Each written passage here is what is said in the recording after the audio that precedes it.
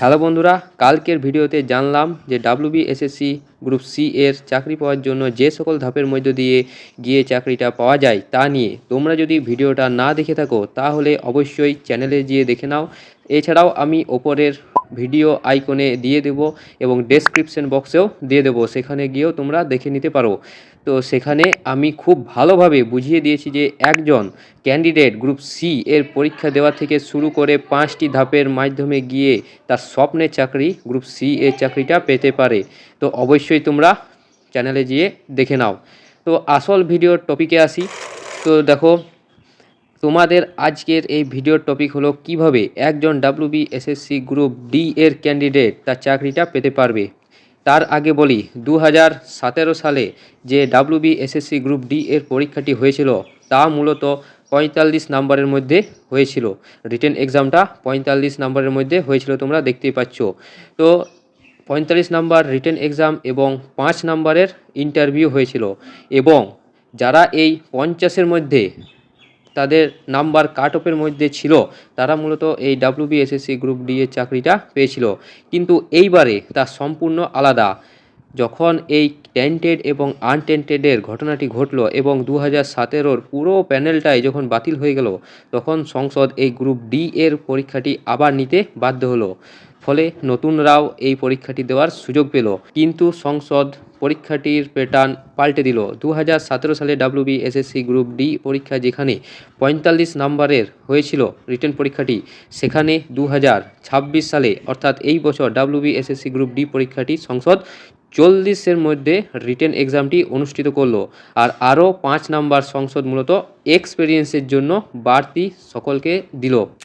এবার দেখো, 2017 সালে ডাব্লিউবিএসএসসি গ্রুপ ডি পরীক্ষাটি যেখানে 45 নাম্বারের মধ্যে হয়েছিল, সেখানে 2026 সালের পরীক্ষাটি 40 নাম্বারের হয়েছে, অর্থাৎ লিখিত পরীক্ষাটি 40 নাম্বারের মধ্যে হয়েছে। এবং আরও 5 নাম্বার সংসদ মূলত এক্সপিরিয়েন্সের জন্য ঘোষণা করলো যে যারা যারা আগেবারে আনটেন্টেড ক্যাটাগরিতে ছিল তারা মূলত এই 5 নাম্বার অভিজ্ঞতা, এই 5 নাম্বারটি পেয়ে যাবে।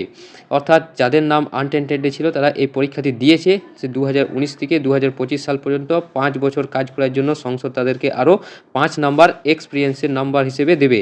এবং যারা যারা এই 45-এর কাট অফ লিস্টে নাম থাকবে তাদের মূলত পরবর্তী ধাপ অর্থাৎ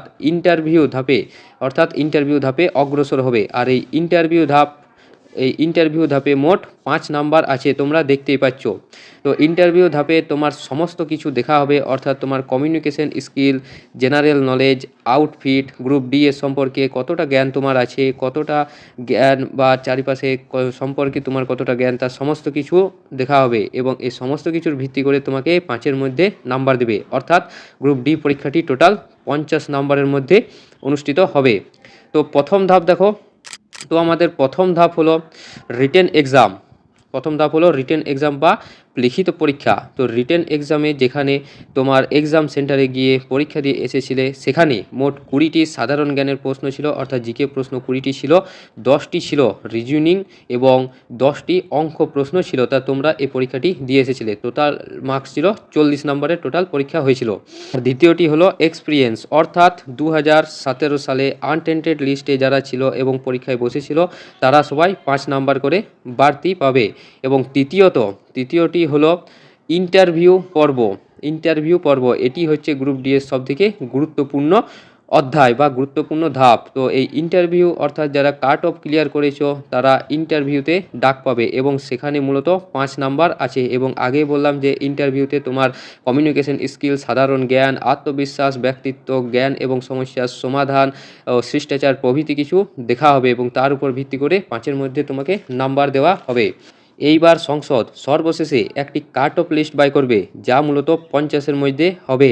তো এই 3টি ধাপের পরে যাদের নাম চূড়ান্ত কাট অফে থাকবে তারা পেয়ে যাবে তাদের স্বপ্নের চাকরি ডাব্লিউবিএসএসসি গ্রুপ ডি এর চাকরিটা। তো দেখো, আবার দুর্নীতি যদি না হয়, তাহলে সমস্ত প্রসেস যদি সুষ্ঠুভাবে হয়, তাহলে যারা যারা এই কাট অফের লিস্টে থাকবে তারাই মূলত এই চাকরিটা করতে পারবে।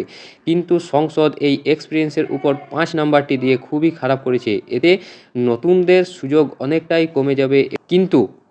কিন্তু দেখো, ডাব্লিউবিএসএসসি গ্রুপ ডিতে টোটাল ভ্যাকেন্সি হলো 5889টি, এবং তার মধ্যে আনটেন্টেড ক্যান্ডিডেট রয়েছে প্রায় 2000টি, অর্থাৎ যারা এক্সপিরিয়েন্সের 5 নাম্বার পাবে, যাদের যোগ্য হিসেবে গণ্য করা হয়েছে তারা মূলত 5 নাম্বার পাবে, তাদের সংখ্যা হলো 2000। এবং ফ্রেশ ভ্যাকেন্সি রয়েছে প্রায় 3000-এর কাছাকাছি, 3000 কাছাকাছি ফ্রেশ ভ্যাকেন্সি রয়েছে। যারা ফ্রেশার্স তারা এই 3000 পদের জন্য পরীক্ষা দিয়েছে, অর্থাৎ 3000টি পদ তারা পেতে পারে। তো এই 3000টি পদের জন্য তোমরা বুঝতেই পারছো যে কাট অফ কত যেতে পারে। তো কাট অফ খুবই হাই যেতে পারে, এটা তোমরা মনে রাখবে। তো তোমরা এই দুটি বিষয়ের উপর নির্ভর না থেকে তোমরা অন্য পরীক্ষার উপর মন দাও। তো আজকের ভিডিওটা এতটা পর্যন্তই। সবাই সুস্থ থেকো, ভালো থেকো। ভিডিওটা ভালো লাগলে লাইক করবে এবং চ্যানেলটাকে সাবস্ক্রাইব করবে। তো দেখা হচ্ছে পরের ভিডিওতে। ধন্যবাদ।